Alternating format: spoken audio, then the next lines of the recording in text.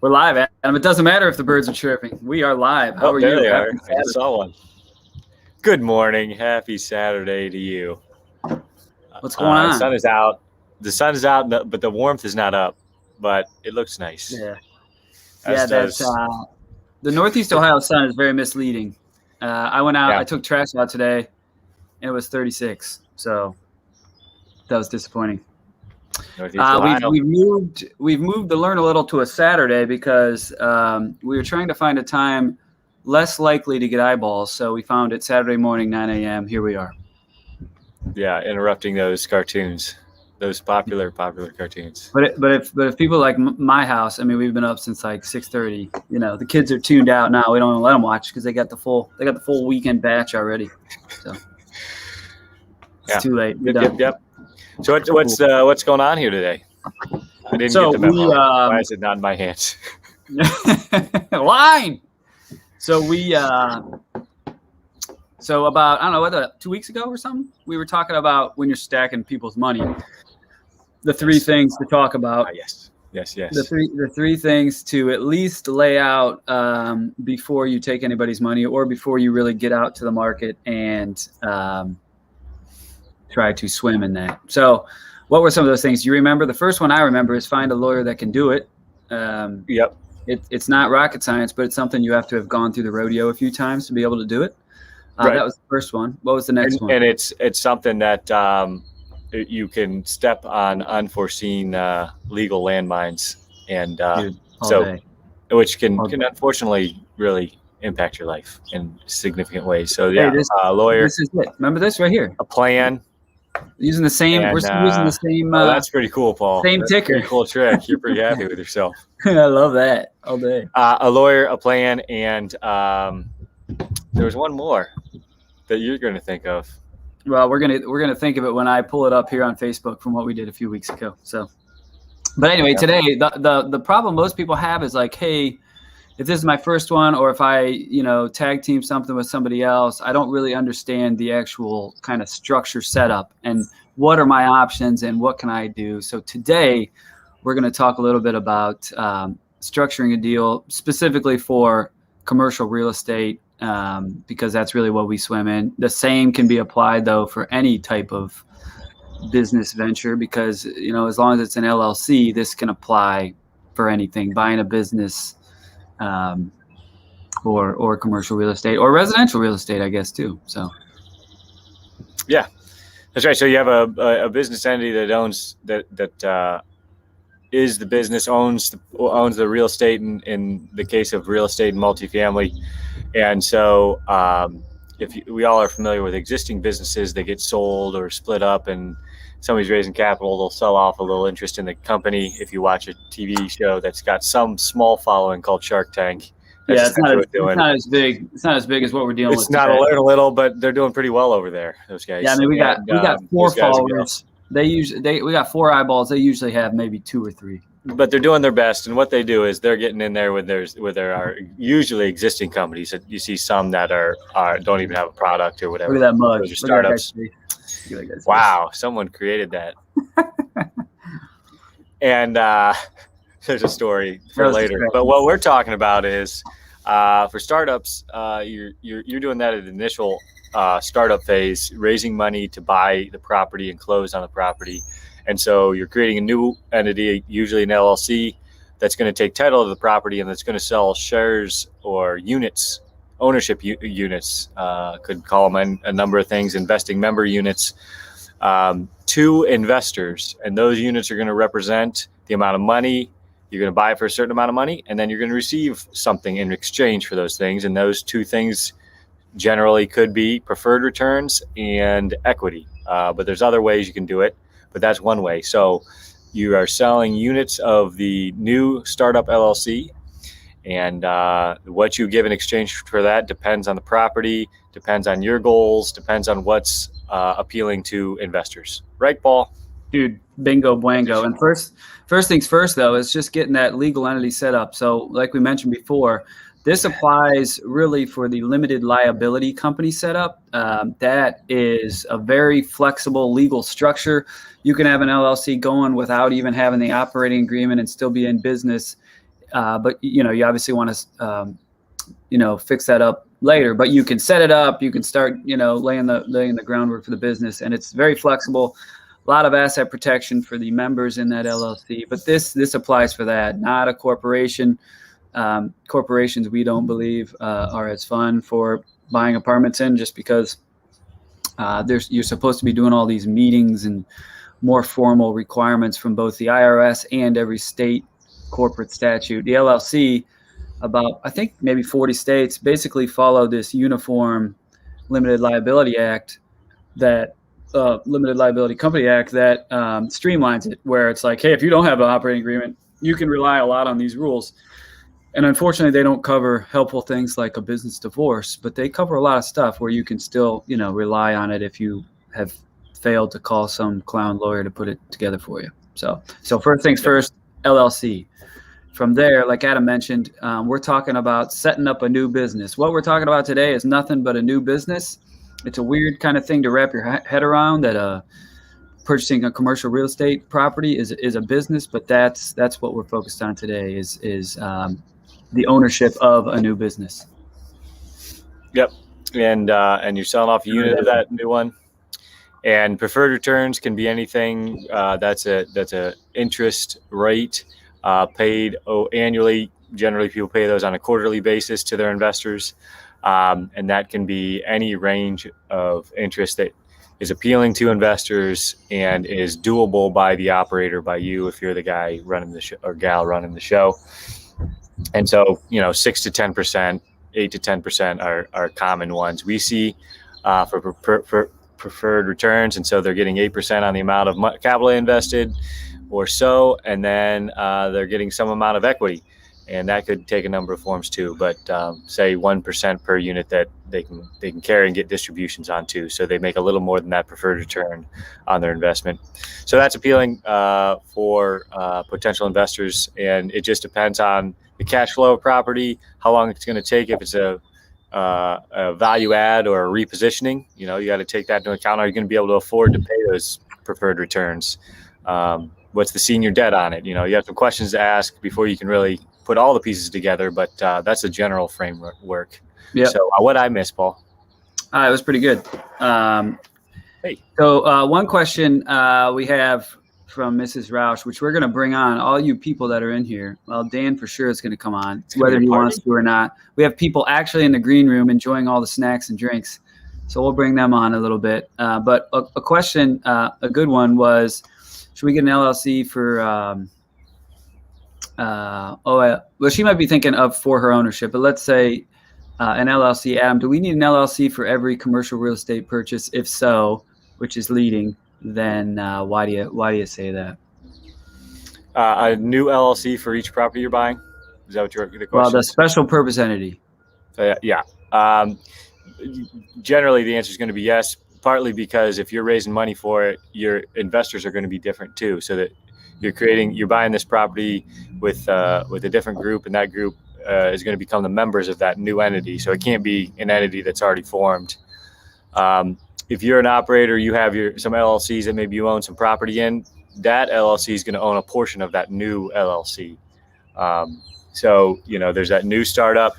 And as far as what you as operator might own or how that's set up is the LLC you have or will own its proportion of that new LLC, depending how the numbers work out.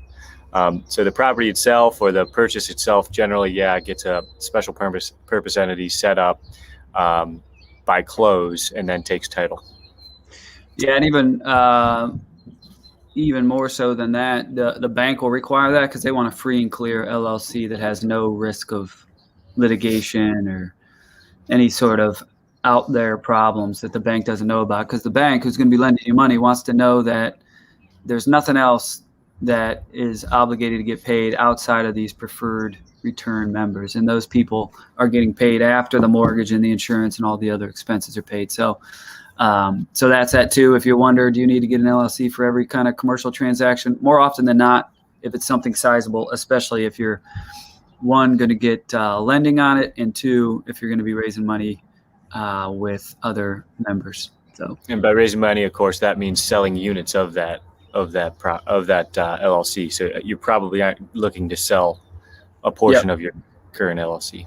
And we talked about selling off units. That kind of ties in, and this is kind of probably more complicated than the internet wants to hear. But you're selling off, if there's 100% of the LLC, you're selling off anywhere between 20% and 80%. If you go and hang out with Tim Bratz's crew and follow the old Bratz placement model, you're kind of flipping a traditional syndication. A traditional syndication is, I'm the guy that put the deal together, found the deal. I'm only going to hold 20-ish%. Can be less than that too. Can be anywhere from 5 to usually 20. Then the investing members are going to hold a great majority of that. Those syndications are great, but a lot of times they're structured in a way where all the capital contribution of that investing member, isn't going to come back to them for either a longer period of time or not in its entirety. So, you're giving away a ton of membership interest, but it's because those people aren't going to get all their capital back. The flip of that, if you go to Tim's events, is I'm going to hold the great majority of or at least a large chunk, usually the majority. I'll be the majority owner. And the reason that should work for you as an investing member is that you're going to get your capital back in the near term, where we get new financing on it and we can repay back your capital contribution. And that usually ranges anywhere from, the investing members owning 20% all the way up to, we've seen people giving away 60 and 70% under that scenario. It just totally depends on how you raise money. But that's it. The 100% is what you're dealing with. You're just trying to decide that happy dance of how much of that 100 do I have to give away to get people to sign up, and give me their money so I can close the deal. So that's basically it in a nutshell. Kind of a boring nutshell, but a nutshell. Let's see if anybody has any questions, because we've been on here for 12 minutes, and I think Facebook, will tire of us here soon. So Dan, are you ready to come out of the green room? Here he is. I'd like. Wow. Where's that clapping thing you had before? Yeah, I gotta switch to that preset to make that work. Though I do have the. I thought you were with a live studio audience. Is that right? Okay. Yeah, but I got a lot of different things here up. Oh, there we go. Yeah, thank you. You did it. Now let's give him a real hand. Really great. All right, really great. That's it. So try the veal. Yeah, so I do have a question for you guys today, and it's because I'm building a platform to help people satisfy 506B requirements, even if they're strangers, just doing it online. And I'm planning on taking no role in recommending anybody or vetting members, basically doing the Facebook trick of saying like, it's just some people and just letting them say what they want sort of thing. But I was told to be concerned about, the term wasn't facilitating. It was something like facilitating.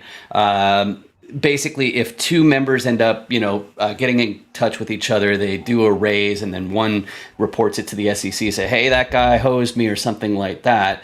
I was told to be concerned about being associated as somebody who was in the mix in this raise to make that 506B filing work. So do you think that's something I should be talking to an SEC attorney specifically for, or do you want me to walk you through what this platform is supposed to do to help people? Yeah, so I imagine what they're saying is like, how do you, what is the mechanism that you connect people, right? So let's say you let Adam in tomorrow. Let's say we're not brothers. You let Adam in tomorrow and then me in the next day. And then, let's say we start talking about a deal together. I guess that's on me and Adam for getting it wrong, but there's some argument that you connected us and you're kind of this middleman.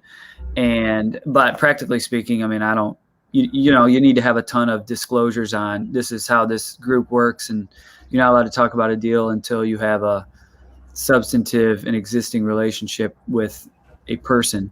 But I don't, Adam, what do you think? I don't know enough about it right now, but I can't imagine it, you really being on the hook. Now, if it goes sideways, typically people are suing everybody. Like Adam and I, we do this work. So we're going to get sued if something goes bad because they're going to say that we misrepresented something or our paperwork sucked or, whatever it is. So, that's just part of the business, right? If you're in the big ticket business, then be prepared. Someone will have money enough to throw the sink at everybody. So, and one other thing that might come up and might be how you're being compensated. So, are you getting paid for making these connections, or is this a way for you to do something else? You know what I mean? Is this something that facilitates you getting eyeballs so that you can run ads or do something else?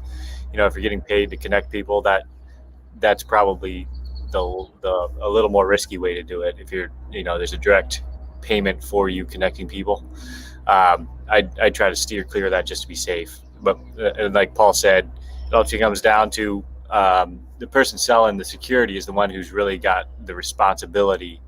But practically, could they also hem you up in some dispute? There's always that chance. So awesome. That's great news, because basically what was going through my head is it's a membership site, and to satisfy the substantive relationship part, people would just upload a video that introduces themselves, basically says their buy box and says what kind of, what their balance sheet looks like. No, I'm not available to sponsor. Yes, I am available to sponsor. I'm looking to put in about 50K, something like that. But we're not talking about an actual offer. So the idea is that people, they get in, they pay for the membership so that they can access all the people who are open to giving that information. And then with my security background, I make sure that not just any old Yahoo can see that information about yourself. But that's basically the model that I'm thinking of. Is just, people who aren't connected to anybody. They don't have a bunch of rich friends. So like the 506B filing isn't really possible for them if they can find like-minded people. And then I just facilitate the ability for them to share their own personal financial information. I think I'm in the clear enough. And also there's also the constitutional amendment around associations that would cover me, I believe. Okay. Well, I understand that speakeasies are okay in dry counties because of the right of free association. So I figure you were born in the 20s, probably. Yeah, pretty much. But that's the model if anybody wants to steal it. And the branding I've got so far is 506B me. So 506bme.com and 506b.me.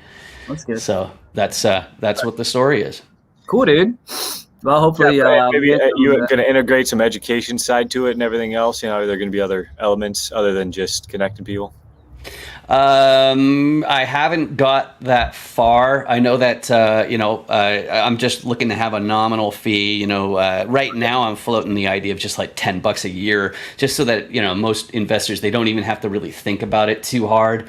It's not a real actual expense.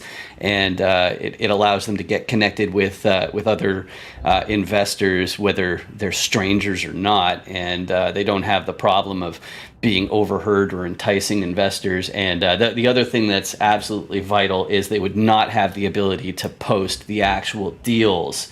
So they wouldn't say, I've got this property and I'm looking to raise blah, blah, blah. That I know that's flagrantly flying in the face of SEC regulations. So that's why I wouldn't allow that in the platform. Cool, dude. Yeah. Awesome. It sounds good.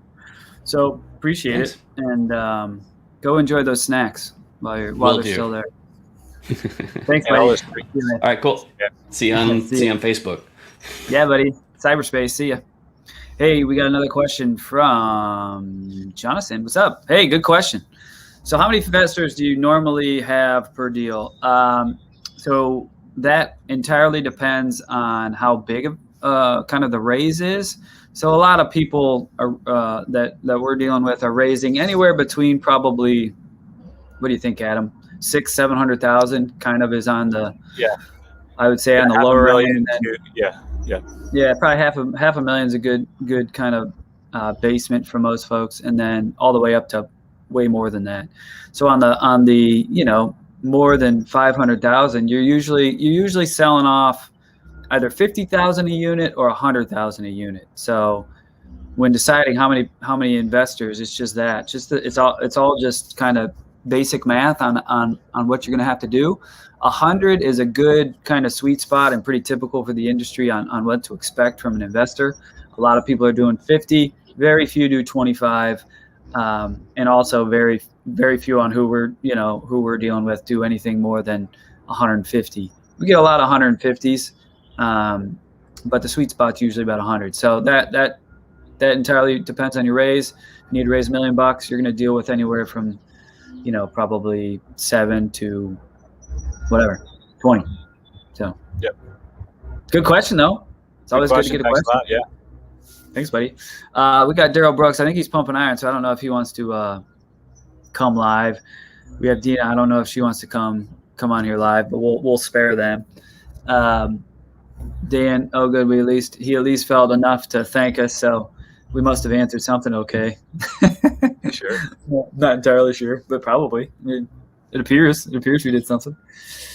Adam, do you have any more? Oh, let's go back to the 506B thing. So we're going to talk more about this next Saturday. Yeah, good segue, Dan. Yeah, good segue, Dan. So, but for those who are wondering what in the world he's talking about. Yeah, so in closing, there's a 506B and a C exemption for what we deal with most times for raising money on apartments. Now, there's other ways to raise money. There's other exemptions. We don't do that enough to talk about it, and we don't think you need to for what kind of the nature of the business. So a 506B and a 506C is an exemption that kind of obligates you to pitch the opportunity to certain types of people. And Adam, real quick, what's the difference between a B and a C and who you can pitch to? Accredited, meaning a person with significant wealth, income and or assets, and they define those, and they're high income earners essentially. Or unaccredited investors, everybody else who doesn't meet those high income or wealthy standards would be considered unaccredited. That's the kind of traditional money raising is the B. Relates to unaccredited, and there's some additional hurdles and regulations to be concerned about when there are people who don't have as many assets to invest. The regulators obviously are more concerned about protecting people in that category. Accredited, unaccredited. And then second, how do you market to these people? So we can get into that. We can get into that later, but marketing is stay tuned next time. Yeah. We don't want to give it all away here, but when deciding, let's say you get a deal tomorrow, you really have to dial in on who you want to try to sell the opportunity to. So before you do that, you need to either wait to hear till next Saturday, or you need to surf the internet and find out who can I market to on a 506B or C, because you don't want to lose an exemption when deciding where you want to go and how you want to raise that money. So. All right, man. Adam, how do you feel? Hey, thanks, folks. I feel great. It's Saturday. So we have a number of people that are. I think we did pretty good. We have Aunt Sarah on here. That's exciting. All right. She's dialed in. She's in Sunny Ohio or Florida. We got Matt here. We got Larry on board. We got Daryl Brooks. I mean, we got some serious eyeballs here. So. Although it says 6, they usually knock off. What is it? 3 zeros or 4? I think it might be 4. So it's probably like 60,000. It depends on the algorithm. I think it's something to do with the algorithm. Yeah, that's right. Oh, Daryl Brooks. So we got another question here. Hey, what happens, Adam, if you get it wrong? If you say you're gonna just raise from unaccredited 506B type people, but you splash it all over the internet, what could go wrong under that scenario? You've kind of taken the fork in the road, and you kind of cornered yourself into who you're allowed to take money from. If you continue as you were and take money from an unaccredited investor but have lost your exemption, you're in hot water. So there's some liability, some risk there. Yeah. So that's the kind of broad answer, because it really is. We don't, you can't really say one way. There's not a trigger of like, hey, you did it wrong, someone's gonna be knocking at your door. It's not like that. And jail, fine, or both. Yeah, why don't you do all 3? Yeah, or actually all 2. That is true. Those can happen. for sure. You can do it can be a large fine. It's a huge fine for each occurrence, and then if it's really egregious, it can be jail. But jail, using the wrong exemption would be very unlikely to get jail time. That's just probably a ding from the SEC. But if you're a horrible person and you use the money wrong, then yeah, jail could be up your alley. And Dina says that she would come on live, but she has children climbing all over her, probably because Christopher is like us on some silly Facebook Live while our wives are really doing all the parenting. So wonderful women. Women really are much better. So let's end there. Thanks everybody for tuning in. 25 minutes deep. We've eaten up a lot of our time and even more of your valuable time. So thanks everybody. Oh, he's going golfing. Christopher's going golfing. Can you believe it? You're kidding. At least we're trying to be productive, I mean, sort of. Not really, but not. All right. Thanks, everybody. Take care, Adam. And you have a wonderful day, brother. You as well. Thank you. Talk to you. Go Browns. Boop, boop, 2022. That's right.